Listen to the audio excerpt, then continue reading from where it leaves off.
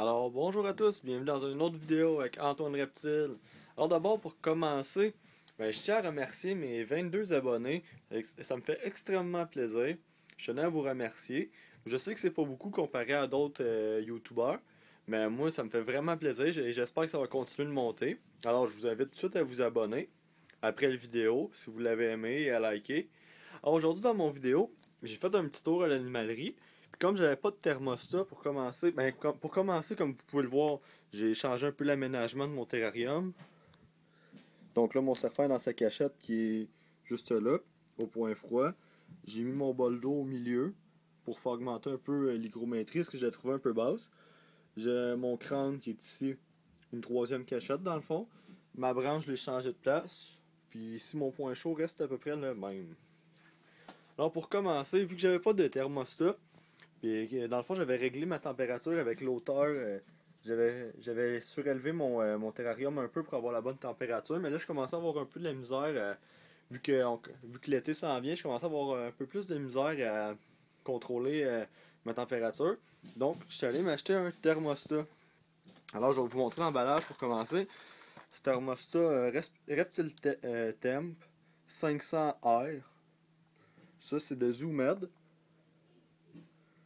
Alors, je le trouve assez bien. Le seul inconvénient, attendez, je vais vous le montrer. Le seul inconvénient de ce thermostat-là, c'est que la roulette, ici, comme je sais pas si vous voyez bien, il n'y a pas de chiffre. Donc, j'ai fait quelques tests pour avoir la bonne température.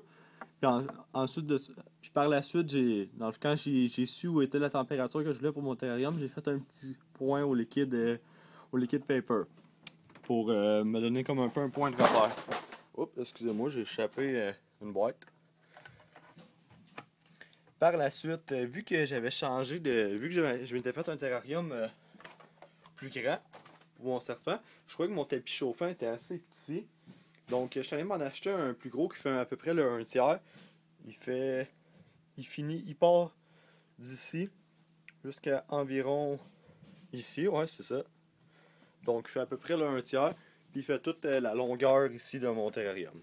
Donc, je vais vous montrer la boîte. C'est un Exoterra 8 Wave désertique, un large.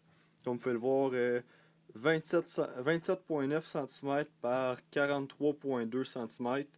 Dans le fond, 27 de large, 27,9 par 43,2 cm de long.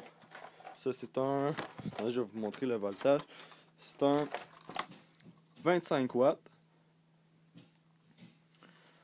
Alors, c'est ça. Je voulais vous montrer mes achats. Donc, je compte éventuellement soit me faire un fond pour mon terrarium ou m'en acheter un. Ça, je vais le voir éventuellement. Alors, c'était tout pour la vidéo d'aujourd'hui. C'était assez court. Donc, je vous invite toujours à vous abonner, à liker ma vidéo et à commenter si vous avez d'autres questions. Et je vous dis à la prochaine pour une prochaine vidéo avec Antoine Reptile. Allez, ciao!